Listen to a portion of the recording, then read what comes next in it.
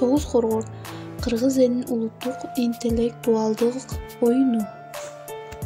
Тогуз коргол маңкала оюну түркөмүнө таандык. Маңкала сөзү жылуу, кыймыл дегенди түшүндүрөт.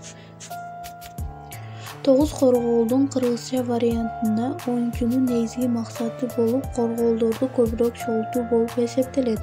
Ар бир оюнчунун тактасында 9 чуңкурчасы, ал чуңкурчалардын ичинде 9дан ташы болот.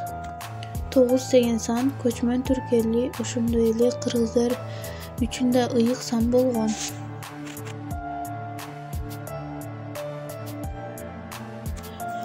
Коргол сөзү кыргызчада койдун кумалагы дегенди түшүндүрөт.